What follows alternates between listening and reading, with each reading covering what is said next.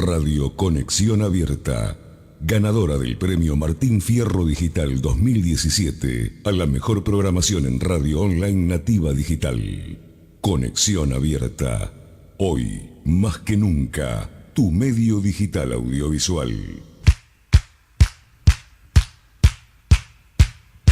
Margarita Stolbizer está en Radio Conexión Abierta.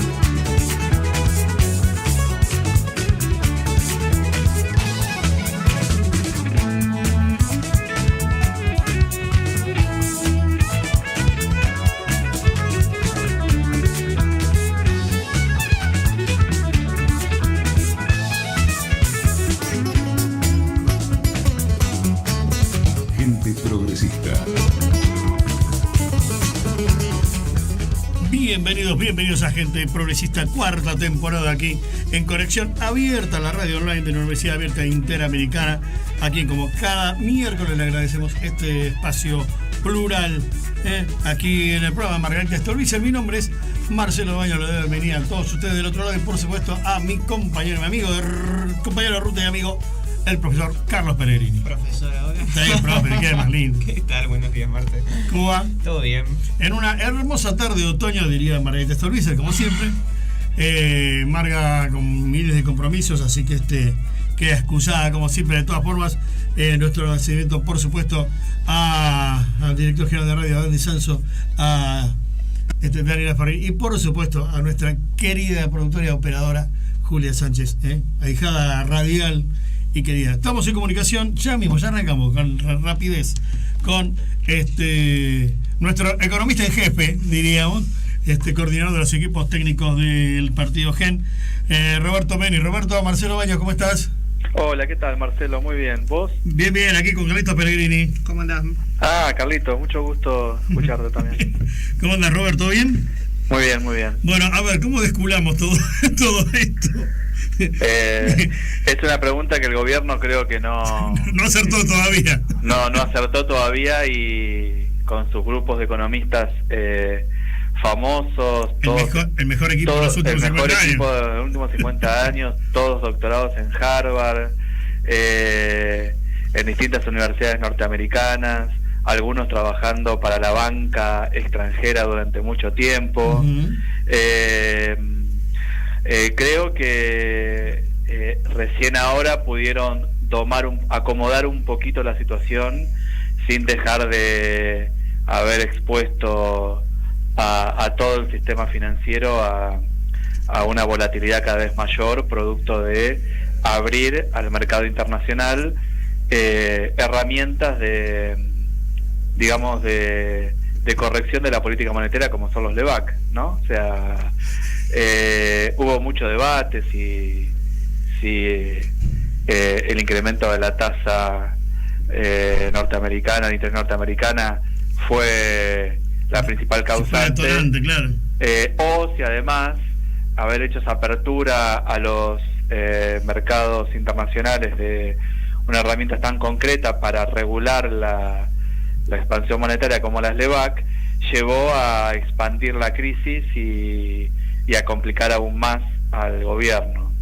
Esto efectivamente a ellos les costó muchísimo sostener la situación, con una cantidad de contradicciones del equipo económico, donde pasamos de Luis Caputo, el ministro de Finanzas, diciendo tengo todo programado para sacar, para endeudarme en pesos, y a la semana siguiente el ministro de Hacienda diciendo que iban al Fondo Monetario, ¿no? Sí. Conjuntamente con el presidente. O sea que con la famosa frase, Toto, ¿tenés algo que decir?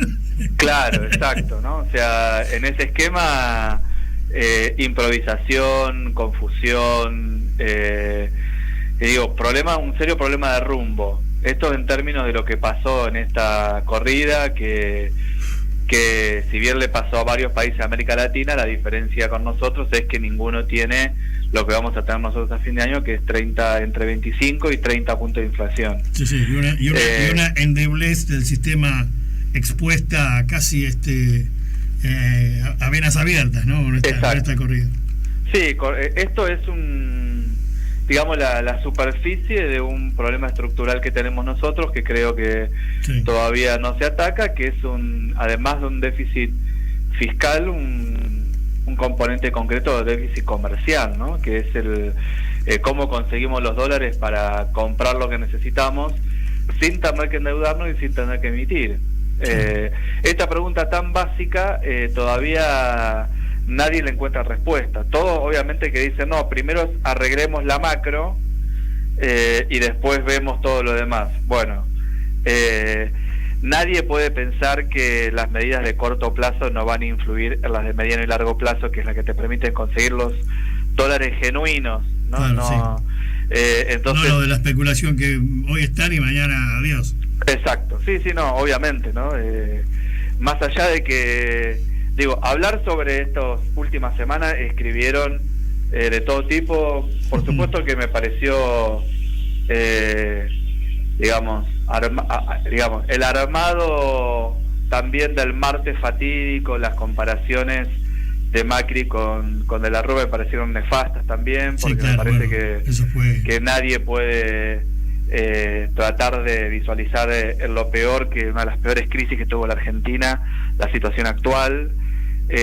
No es necesario hacer una cosa de esa, pero me da la impresión de que la gente tiene muy viva esos recuerdos, y el nivel de improvisación del gobierno en muchísimas materias, y el no discutir abiertamente el problema central, que es el déficit comercial de la Argentina, que lo que expone es una situación más estructural de la economía argentina. Entonces estamos todavía dependiendo de un debate profundo y con un manejo de la política económica abierta al mercado internacional, que va a generar crisis como esta, ¿no? Y con la decisión del presidente de someter a la Argentina a las decisiones del Fondo Monetario, cosa que sabemos y tenemos historia bastante reciente negativa como para volver al organismo y que nos vaya bien, digamos, ¿no? Eso ya creo que la Argentina nadie puede apostar que depender del Fondo Monetario sea una decisión positiva, pero bueno, decidieron eso. Por supuesto a nosotros nos parece en este momento contraproducente, que va a generar más problemas, que se viene un ajuste fiscal más profundo, una reforma laboral de precarización del trabajo, claro. Todas esas cosas que ya las conocemos y que son recetas viejas, efectivamente no son recetas del mejor equipo de los 50 años, de los últimos 50 años. Sí, en realidad son recetas de hace 50 años. Claro, exacto. Ya venimos de planes de salvataje, de contención, de reestructuración, de blindajes, de los 3 tipos de crédito que tiene el Fondo Monetario. Ya hemos probado con todos y en todos hemos fracasado, ¿no? Han fracasado la mayoría de los argentinos, no han fracasado los grupos más concentrados de la economía, el capital internacional, el eje financiero tampoco. El sistema financiero siempre salió beneficiado y de hecho ahora es uno de los que más se beneficia con todo esto. El que salió ganando ahora, Robert, es el capital financiero, digamos. Sí, pero no solamente el capital financiero, porque hay mucha gente que con 40% de tasa, sí, claro, está apostando también a las LEVAC, y por supuesto que no hay ningún proyecto productivo de esta manera, ¿no? Te iba a decir eso, la productividad, bien, gracias. Ahora... No, por eso te digo, la discusión de fondo, que es cómo conseguimos los dólares genuinos en una economía abierta para lograr que no dependamos de la expansión monetaria vía la emisión ni de la deuda, todavía está en veremos esa discusión, ¿no? Eso por un lado, pero por otro lado, el gobierno tomó la decisión de que toda esa discusión estructural depende del ajuste fiscal y principalmente del ajuste del gasto público. Entonces, la verdad que no hay ninguna discusión. Para nosotros son centrales las discusiones sobre una reforma tributaria, sobre un impuesto a las grandes fortunas, sobre una reforma de fondo de la matriz productiva, sí, sobre una discusión de fondo de el modelo del mercado de trabajo. Digo, una enorme cantidad de cosas que decíamos, queremos que el presidente llame un gran acuerdo nacional para discutir estas cosas. Este acuerdo nacional estaba vinculado para que en el próximo presupuesto digamos dónde ajustamos. Entonces, no creo que la oposición deba someterse a ese tipo de acuerdos, sino al acuerdo de las políticas públicas para adelante. Claro, sin duda. Ahora, dos preguntas que tengo para sacarme dudas, y supongo que también son dudas de las que nos escuchen. Por un lado, el tema de esta crisis, este empuje del dólar, tenía que ver con la incertidumbre de saber si ayer se iban a renovar o no las LEVAC, por un lado, que eran 60 millones de LEVAC, una enormidad, y la segunda, el tema de esta oficialización de esta colocación de estos bonos nuevos, ¿no? Que el nombre botes, la verdad que todos a los botes suena como raro, de más de 100.000 millones en botes. ¿Cómo en esta intentar salir de esta crisis con el dólar que empieza a bajar un poquitito después de digamos, la liquidación de LEVAC de ayer? No me queda muy claro cómo. La primera pregunta es, bueno, si vos ves que puede haber habido un empuje hacia ese lado pensando en el día de ayer, el día 14. Mira, a mí me parece que no, que la construcción del día de la renovación era una alerta, pero la crisis viene de antes. Es cierto que hubo un empuje de la tasa de interés norteamericana y los capitales que estaban acá vendían algunos, y hubo una mini corrida en casi todos los países. Sí. El caso argentino más complejo por la dependencia que tenemos de la inflación, o sea que todos sufrieron corridas. Nuestro país sufrió una de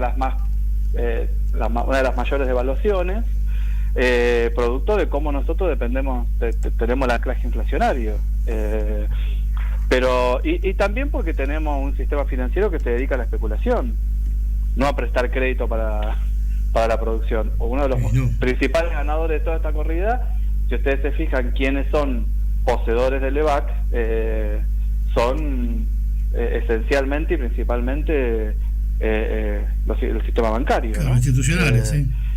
Entonces, en parte tiene que ver con esto, ¿no? Que hubo una corrida especulativa y una búsqueda de una ganancia concreta, sabiendo que el central iba a tratar de sostener el dólar para que no se traslade a precios. Y ahí tenés uno, creo yo, de los elementos centrales. Pero por otro lado, esta jugada que hicieron para también sostener, por supuesto que es una jugada financiera que les dio resultados, pero han convocado los fondos buitres de nuevo a tener bonos argentinos. Sí. Así que nada, o sea, todo esto me da la idea de que empapelamos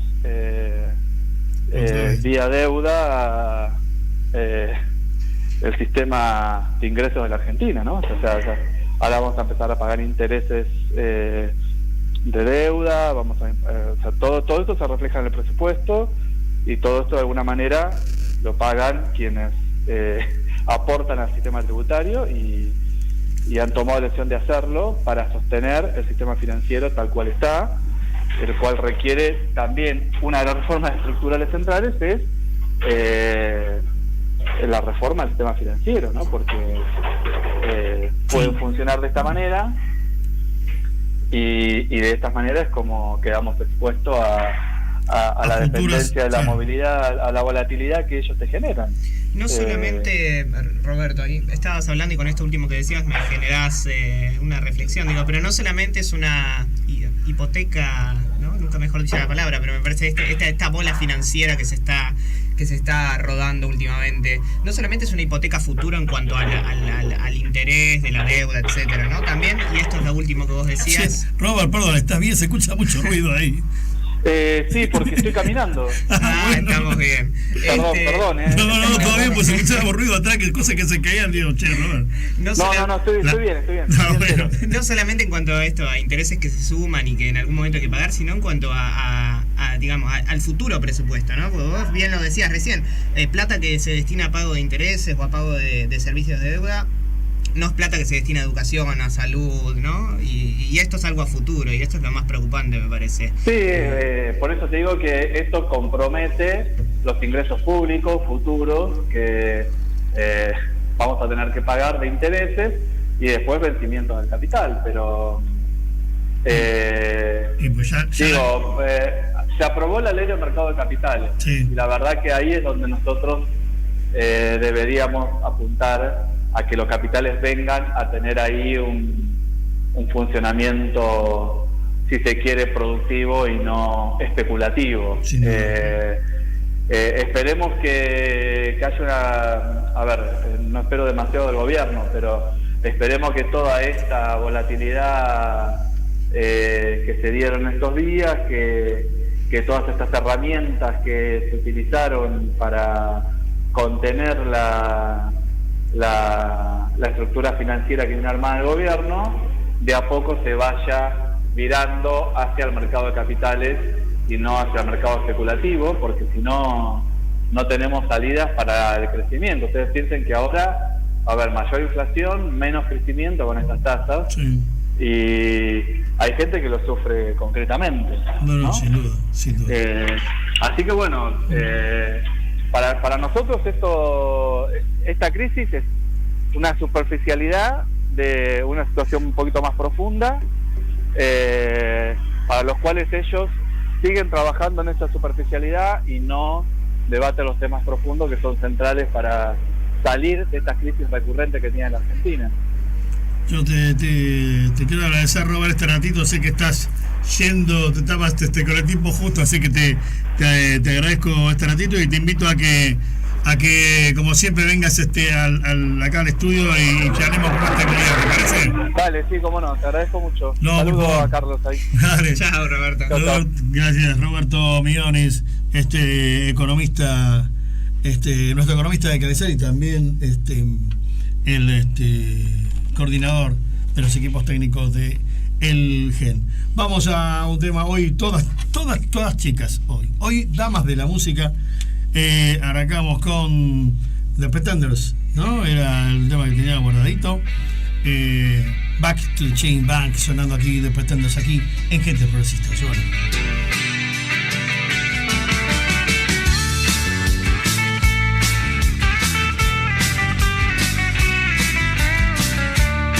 Estás escuchando Gente Progresista, el programa de Margarita Stolbizer. I found a picture of you. What hijacked my world at night? To a place in the past we've been cast out of. Now we're back in the fight. We're back on the train.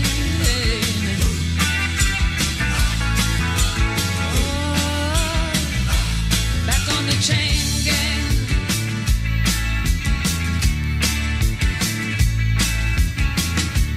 Circumstance beyond our control. The phone, TV, and the news of the world got in the house like a pigeon from hell. Through sand in our eyes and descended like flies.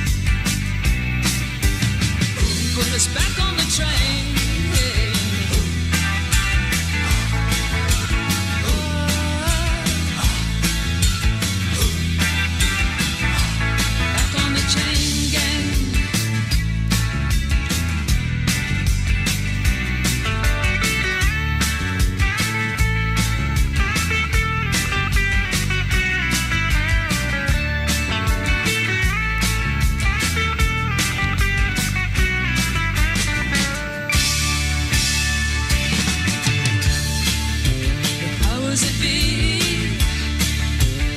force us to live like we do.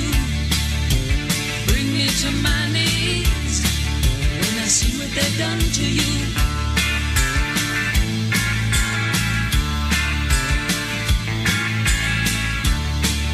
But I'll die as I stand here today, knowing that deep in my heart they'll fall to ruin one day for making us part.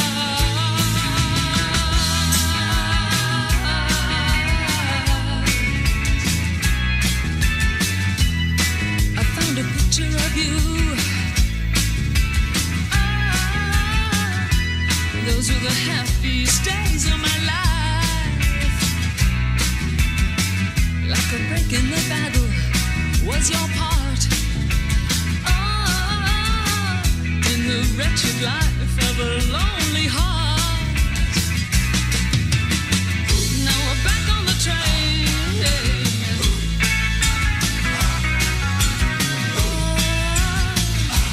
Back on the chain gang.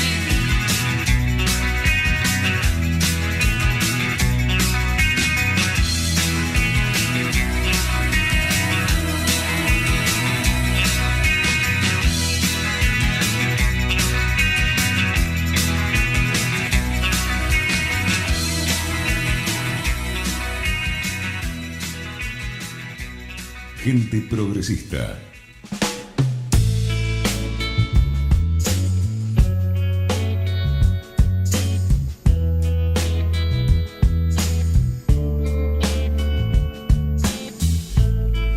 Seguimos aquí en Gente Progresista, cuarta temporada del programa de Margarita Stolbizer, y mi garganta acaba de hacer un par de gallos. Escuchábamos a Chrissy Hynde, a The Pretenders, un Back to the Back Change, la verdad un lindo tema, una linda voz, y hoy vamos a dedicar, los tres temas musicales son todas damas de la música, Carlito. Muy en sintonía con la agenda nacional. Por supuesto, editorializo con la música, yo te dije. Muy bien.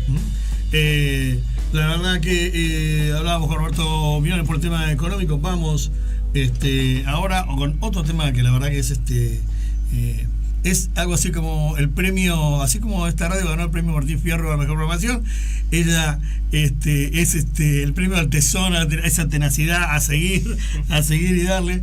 Estamos en comunicación con la doctora Silvina Martínez, Silvina Marcelo Baños y Carlitos Pellegrini. ¿Cómo estás? Hola, ¿qué tal? ¿Cómo están?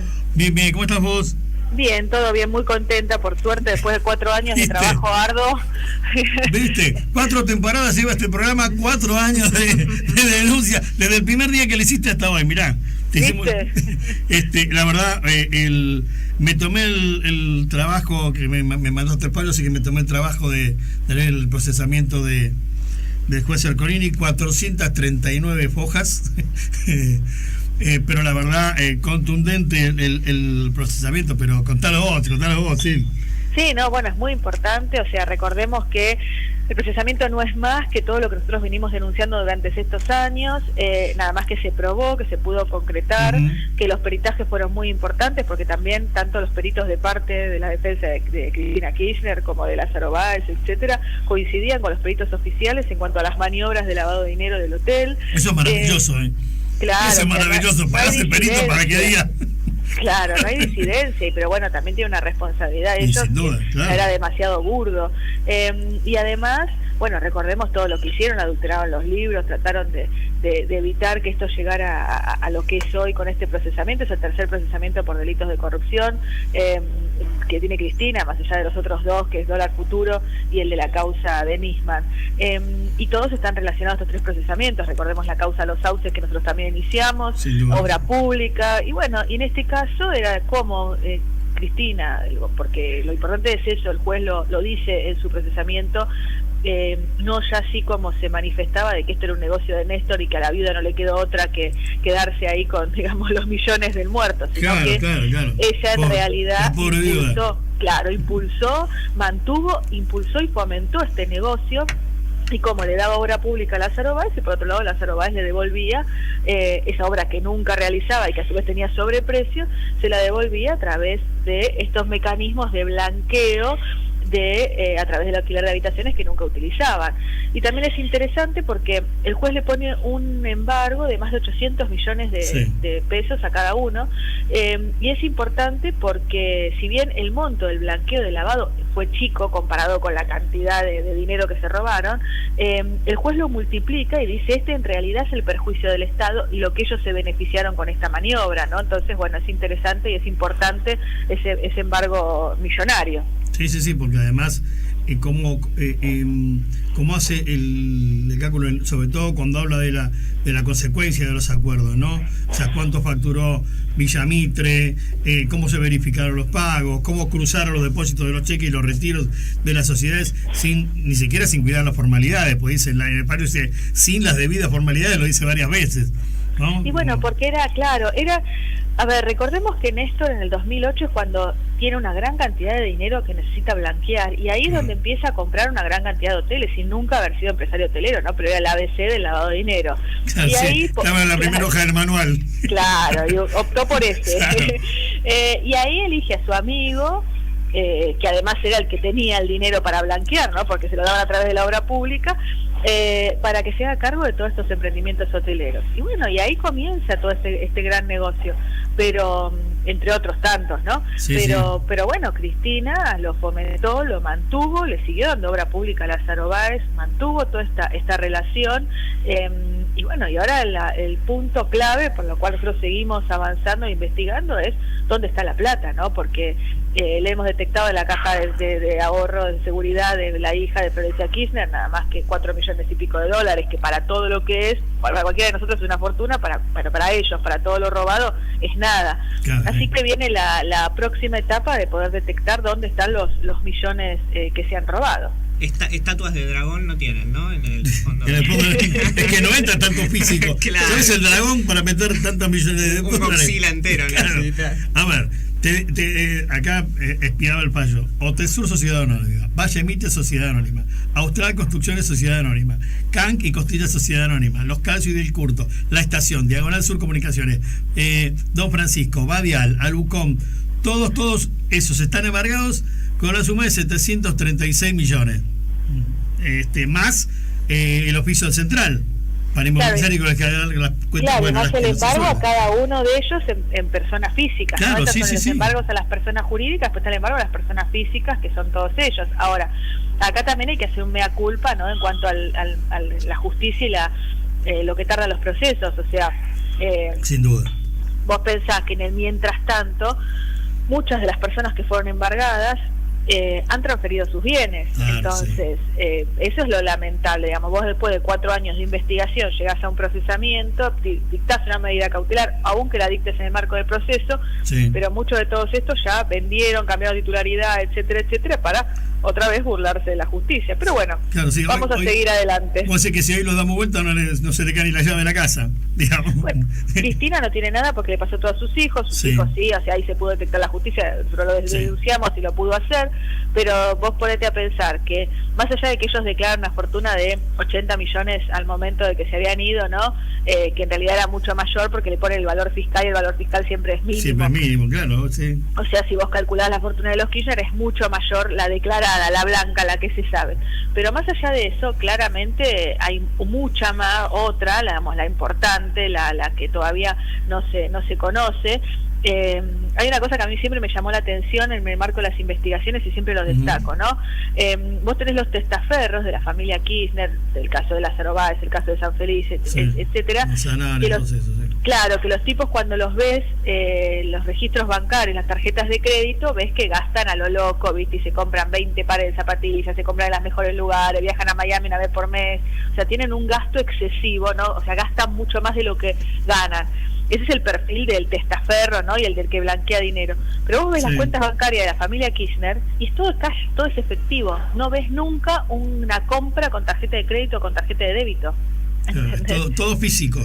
Entonces la Como diría plata Fariña, esa, todo físico. claro, la plata esa en algún lado tiene que estar, de algún lado la sacan, porque si vos tenés todas tus cuentas embargadas, o sea, no tenés manera de moverse y seguís viviendo como un Claro, rey. y lo pagás en efectivo, y ves, Y lo claro, pagás- ¿de dónde la claro, sacás? ¿Dónde está? exactamente, exacto, hay que buscar el dragón o hay que buscar alguna cosa de donde saquen la plata. Silvina, está, por un lado, Cristina Kirchner está apresada por la causa de los sauces, después por el direccionamiento de la obra pública, Sí, y ahora este es el tercero. exacto. Bien, pero no es medidas juiciosas, todas por separado, como había decidido, como se había decidido, y cada uno las juega por separado.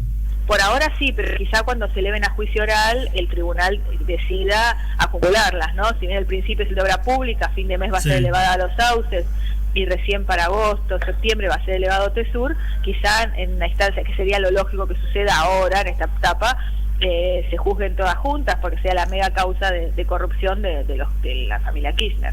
Y la de dólar futuro y la de encubrimiento de la denuncia de Nisma, esas van por cuerdas Aparte, separadas. exacto, por cuerdas separadas, juicios aparte, que quizá terminen en condena o no, desconozco, Sí. pero sí van a ser aparte. Lo importante Sí, es pero que me se van refiero que viene acumulando. un futuro de paseo por Comodoro Pi, por tribunales importantes. Sí, claro, bueno, pero yo ayer decía, ¿no? Y decía el paralelismo con Brasil. Entonces vos tenés a Lula, sí, que, no que leí, está, leí tu claro, Twitter. claro, que está preso y que tiene embargado, más allá de que si estás de acuerdo o no con la causa, me refiero a cómo puede avanzar la justicia en un país y en otro, ¿no? Ya mandó a liquidar el duplex. Claro, lo subastaron, etcétera, y acá, bueno, ella está en el Senado. Acá todavía estamos viendo dónde está escondida la plata. Exacto, exacto. Y estamos mirando Brasil, o sea, ni te digo otro país, digamos, de otra. Claro, sí, ni siquiera de alguno de los nórdicos. Claro. Yo, Silvina, te agradezco muchísimo este ratito, sé que estás lejos. Así que bueno, espero que puedas venir al estudio y charlar tranqui en esta temporada, ¿te parece? Dale, muy pronto, sí, seguro. Bueno, muchas gracias. Silvina Martínez, muchísimas gracias. Chao, hasta luego. Chao, hasta luego. Silvina Martínez, co-denunciante junto con Margarita Stolbizer en la causa de los sauces y en la causa de OTESUR, en este caso la causa de OTESUR, 439 épocas de procesamiento de... Te digo, Carlito, son un montón, pero digo, las figuras principales. El top 5. El top, claro, te ves, el top 5 es Máximo Kirchner. Bueno, Cristina Kirchner, Máximo, Florencia Kirchner, Lázaro y Martín Báez, Osvaldo Sanfelice, Víctor Manzanares y Romina Mercado, la hija de Alicia Kirchner. A esto sumale todo una enorme catarata de otras personas que participaron, por supuesto, de esta operación, donde también hay, por supuesto... Van a poder pasar la Navidad en familia en algún momento cuando... En el pabellón Kirchner. Claro. Todos en el pabellón Kirchner. Inaugurado el efecto. Pero bueno, esto sigue y por supuesto hay muchísimo más. Dos cosas importantes. Mauricio Merkel va a dar una conferencia de prensa a las 17 en Olivos, después de reunir a la mesa política, por llamarlo de alguna manera, porque a la que habían tirado por la ventana en noviembre la volvieron a llamar ahora en mayo, cuando las papas queman, enseguida hay que llamar a los amigos que habíamos echado. Y los amigos, como son los amigos del campeón, viste, como el campeón es campeón y gana, se acercan los amigos rápidamente. Vuelve al mundillo político el ex senador Sanz, que se había retirado de la política, pero vuelve, está en Olivos. Este debe ser el único país en que la gente dice me retiro y no. No, me voy a retiro o a Constitución. No se puede las dos estaciones. Van y vuelven. Van y vuelven. Se toman el subte. Otra cosa importante, que es noticia en todos los canales, es que han cortado por primera vez la autopista 25 de mayo, en ambos sentidos. Una locura que no se había producido hasta ahora. Siempre el corte se producía por sobre 9 de julio, etcétera. Ahora, un corte en la autopista 25 de mayo, ahora en ambos sentidos, porque cruzaron un camión del otro lado. Esto significa que además fue proyectado, porque tenés que subir un camión que recorre la autopista y a la altura del corte gire y bloquea a todos los demás. Esto lo acabamos de ver en vivo. Estaba muy congestionado abajo. Claro, se congestiona abajo, claro. Entonces liberamos y nos vamos arriba. Esto significa que todos aquellos que vengan por ambos lados de la autopista, los que vengan a la autopista La Plata o los que vayan hacia ella, olvídense, bájense antes porque la 25 de mayo está cortada. Más allá de Plaza de Mayo, el centro porteño y la 9 de julio, todo, listo, caos. Quería, Daniela, ya que estás ahí, ¿podemos ir a un tema? Bueno, vamos a escuchar a Hilda Lizarazu haciendo un super clásico de los 70 que se llamaba La Reina de la Canción, que hacía la joven guardia que estaba Roque Narvaja. Te estoy hablando, sí, la prehistoria. Prehistoria, pero vos sos profesor de historia. Sí, no de prehistoria, Marce. Ah, bueno, no, precámbrico no entraba. No. Hilda Lizarazu haciendo La Reina de la Canción en las damas de la música en este día de hoy.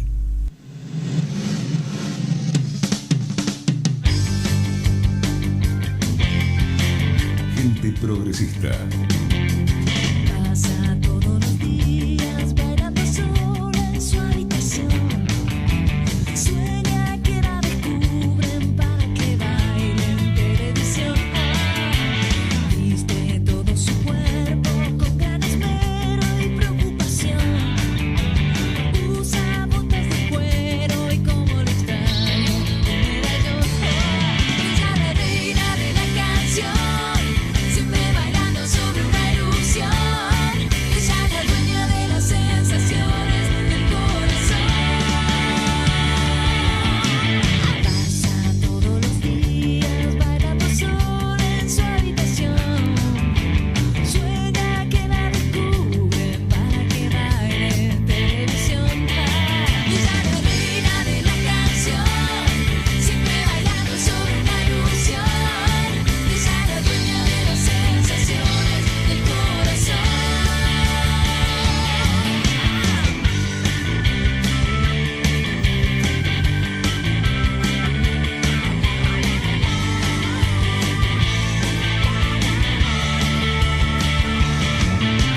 Viste todo su cuerpo con gran esmero y preocupación.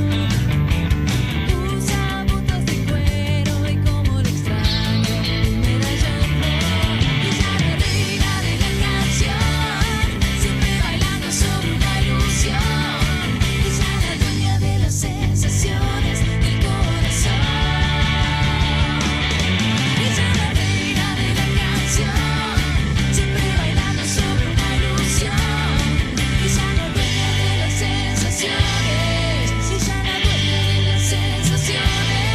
Ella es la dueña de las sensaciones del corazón. Ella es la reina de la canción. Siempre bailando sobre una ilusión. Ella es la dueña de las sensaciones del corazón.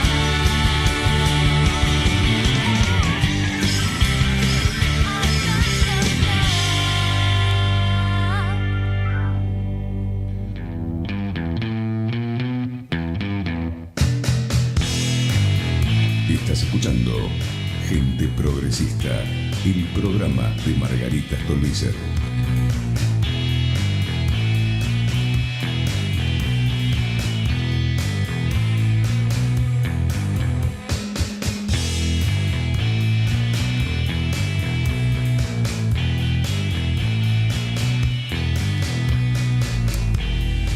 Estábamos escuchando a Hilda Lizarazu haciendo La Reina de la Canción, un clásico setentoso, Carlito.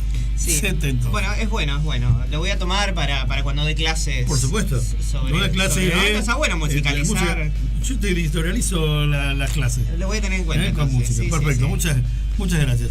Seguimos aquí en Gente Progresista, cuarta temporada del programa de Margarita Stolbizer, aquí en Conexión Abierta.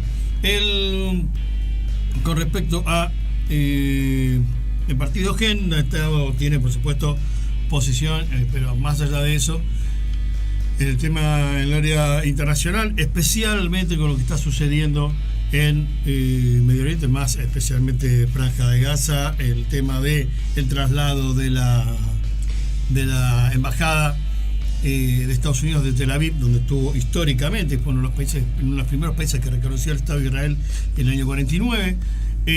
Inmediatamente había instalado su sede diplomática allí, y el presidente Donald Trump decidió trasladarla a Jerusalén, la ciudad santa, que es una ciudad santa no solo para los católicos, sino para los católicos, para los musulmanes, para los judíos, para todo el mundo. Así que, Carlito. No, a los hindúes no les gusta mucho la congestión, entonces han decidido otra cosa. Sí, efectivamente, Marce, como bien decías, Vimos el lunes pasado unos incidentes bastante lamentables en la Franja de Gaza, en la frontera con Israel. Muchísimos muertos. Sí.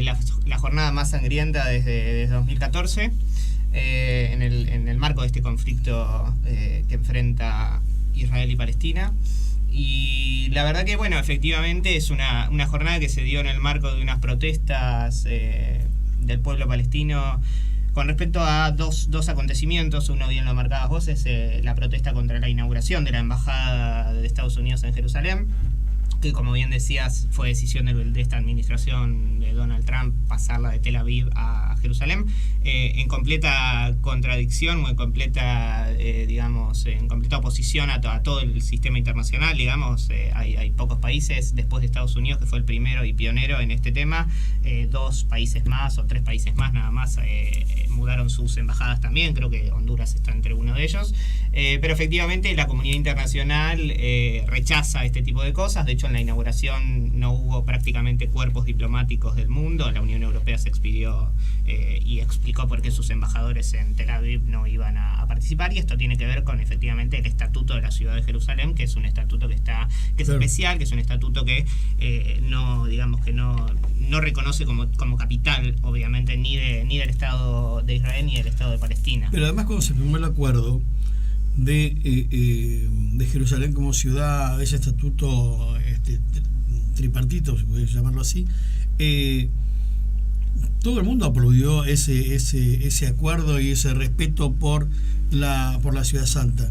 Sí, bueno, efectivamente, cuando se produce la partición de Palestina, estamos hablando del año 48, y bueno, la creación del Estado de Israel, efectivamente el estatuto de la ciudad de Jerusalén queda como un estatuto internacional, digamos, ¿no? Como una ciudad que estaría fuera de las jurisdicciones, precisamente reconociendo este estatuto de ciudad, ¿no? Que es multisagrada para muchas religiones. Pero bueno, esto cambian los hechos a partir de 1967, cuando se produce una guerra entre Israel y los países vecinos, y efectivamente Israel anexa ese territorio, lo ocupa primero en el 67, lo anexa a partir del 80, es decir, que lo incorpora a su territorio, Jerusalén Este y Jerusalén Oeste, ¿no? Por eso la comunidad internacional rechaza desde el 67 hasta la actualidad. Hay resoluciones permanentes del Consejo de Seguridad y de las Naciones Unidas rechazando esta anexión, ¿no? La anexión está penada por el derecho internacional, bien, la Convención de Ginebra es clara en ese sentido. Así que bueno, este es uno de los acontecimientos que motiva la protesta en Gaza, y el otro es que justo se cumple esta semana 70 años de lo que los árabes denominan la Nakba, que es efectivamente el proceso por el cual se expulsan a los palestinos de sus tierras y se concreta la creación del Estado de Israel. Así que bueno, estos dos hechos motivan la protesta en la frontera con Israel, una frontera fuertemente, digamos, una protesta, frontera militarizada, y una protesta fuertemente reprimida, con las consecuencias que ya hemos visto, decenas de muertos y miles de heridos, que agravan una situación humanitaria en la región. Los hospitales, obviamente, que funcionan con 4 horas de luz eléctrica por día, por ejemplo, no dan abasto. Y bueno, efectivamente todas las organizaciones de derechos humanos, e incluso la ONU, a partir de su secretario general, se expidieron efectivamente preocupados por esta cuestión. La condena hacia la actitud del gobierno de Israel fue unánime en el concierto internacional. Gobiernos de derecha como Piñera acá nomás, o Rajoy en España. No fue una discusión ideológica. Efectivamente, el único gobierno el único gobierno que ha defendido la postura de Israel, obviamente, es Estados Unidos, en el Consejo de Seguridad, que se reunió ayer específicamente para tratar este tema. En base a eso, como bien decías, el partido está trabajando. Tengo entendido que ya está terminado el documento, pero un documento, uno más, digamos, en el concierto, en las voces internacionales, en solidaridad con el pueblo palestino en este momento. Así que, me parece que es un hecho importante por su relevancia humanitaria a nivel mundial. Sin duda. En realidad, porque, a la débil o endeble situación que permanentemente tiene, la tensión que tiene Medio Oriente en ese sentido, esto a cada rato agudiza un poco más. Absolutamente. Estamos hablando también, por supuesto, del gobierno del gobierno israelí. Digamos. Aparte estamos hablando de un, ¿no? Para la gente que por ahí dice dónde queda, ni siquiera dónde queda Palestina, digamos, pero digo, estamos hablando del conflicto más largo en la historia de la humanidad, estamos hablando de 70 años de conflicto, ¿no? Sí, sí. O sea, la magnitud ya es importante en términos temporales, ni hablar en términos de vidas humanas y de todo. Entonces, que estaba leyendo, acaba de salir una película que en realidad es una remake, que se llama Raid en Entebbe, que es el famoso rescate que hace las Fuerzas Armadas israelíes de unos rehenes que había tomado una organización terrorista alemana con ayuda de algunos palestinos que desvían un avión a Uganda. La Uganda gobernada por Idi Amin, ¿no? Donde, por supuesto, la decisión del gobierno de Israel era no... en el momento estaba Shimon Peres, estaba Menachem Begin. La discusión era: no negociamos con terroristas, no negociamos con terroristas. Esto es en el año 70 y... no estoy muy seguro, 3, 4, es posterior a Múnich. Así que es importante eso, porque en Múnich es donde la Organización Septiembre Negro toma de rehenes a los israelíes, claro, y termina todos muertos. Sí, sí. En este caso desvían el avión, termina en Uganda, y las fuerzas militares israelíes hacen un raid justamente de unas horas, donde llegan, rescatan a los rehenes y se vuelven a Israel con una sola baja, uno de sus jefes. Y uno de los jefes militares, creo que en aquel momento era capitán o teniente, era el hermano de Netanyahu, el actual primer ministro. Sí, sí. Justamente de la extrema derecha política, no de la extrema derecha religiosa, que más a la derecha que él, que es increíble eso, de la que tiene, además la mayoría de derecha tiene el Knesset, el Parlamento. Sí, la coalición de gobierno, efectivamente, claro, sí. La coalición mayoritaria. Poco, ¿no? Por poquito, pero mayoritaria, en fin. Una última aclaración respecto a esto me parece importante, porque efectivamente lo escuchaba yo ayer, seguí muy de cerca la reunión del Consejo de Seguridad, y la defensa de Estados Unidos y de Israel obviamente era, no, la culpa es de los terrorismos, del terrorismo de Hamas, por ejemplo, y me pareció muy muy importante, muy destacable la participación del embajador de Bolivia en el Consejo de Seguridad, que hoy está en representación de América Latina, en donde decía: esto no es una cuestión de terrorismo o no terrorismo, esto es una cuestión de una violación flagrante al derecho internacional, que tiene que ver con una ocupación de un territorio que pretende ser soberano, ¿no? Porque Palestina no ha logrado ser soberano todavía. Así que, bueno, digo, me parece que eso por ahí pasa la cosa. Siga. Perfecto, ¿no? Pensé que teníamos otra comunicación, por eso estamos esperando como siempre, ya está bien. Siento cómo es. Muy bien. Porque es un tema que tiene que ver con que mando el celular como está, y en realidad es 0351. Claro, es el tema. A mí me pasa lo mismo. Es un tema de llamados, así que no hay problema. Continúan las protestas y los piquetes en el centro porteño, como siempre. Ahora hay expectativa por la conferencia de prensa de Mauricio Macri en Olivos, que seguramente dirá que estamos mejor que nunca, que esto no fue una crisis, fue apenas un soplido en el viento, y que todo va a mejorar, y que estamos en Peñalandia. Sí. Podemos ir, estamos bien, ¿no? Estamos bien. Pero podemos ir introduciendo la conversación, sí, me parece. A eso iba. Del plano internacional, y estuvo acá el ministro de Educación francés hace 15 días con el tema de las reuniones del G20, específicamente del Grupo de Trabajo de Educación, y el tipo fue a la Universidad de Córdoba y hizo una declaración muy importante, y tiene que ver con lo que vamos a charlar ahora, o el aviso que vamos a hacer, pero el tipo dijo que en la historia de la universidad, la historia de la reforma universitaria se inscribe dentro de la historia mundial de la universidad. Reitero, el ministro de Educación francés viene acá y dice que la reforma universitaria de 1918 entra dentro de la gran historia mundial de la universidad, y el tipo empieza a hablar hasta del siglo XIII. No me cabe ninguna duda. Pasó un video muy emotivo, casi llorando. Así que efectivamente es un hecho que está reconocido a nivel mundial por sus implicaciones. Bueno, ya estuvimos hablando acá cuando tuvimos la invitación de nuestro compañero de San Juan, sobre las implicancias de la reforma universitaria, pero efectivamente es un hecho que no podemos desconocer. En el marco de los 100 años de la reforma universitaria, como lo venimos anticipando desde que comenzó esta cuarta temporada, va a haber una actividad el día viernes. Sí, y ya justamente estamos en línea con Fernando Machado, nuestro dirigente en Córdoba del Partido GEN, Marcelo Baños y Carlos Pellegrini. Acá, Fernando, ¿cómo estás? ¿Qué tal? Buenas tardes, ¿cómo están? Bien, ¿cómo estás vos? Muy bien, muy bien. Militando fuertemente, porque tenemos que recibir a la Mesa Nacional del GEN este viernes acá en nuestra ciudad. Justamente por eso te llamamos, para que hagas todo el chivo ahora, dale. Y no solamente bueno, la reunión de la Mesa Nacional, sino además la actividad posterior, ¿no? Sí, nosotros tenemos reunión de la mesa del Congreso del Partido de la Junta, a partir de las 11, que la van a presidir Margarita y Mónica Peralta. Y sí, como decías bien, a las 18 tenemos un panel muy interesante con el presidente de la Federación Universitaria de Córdoba, el rector de la universidad, Margarita, y el politólogo Fantini.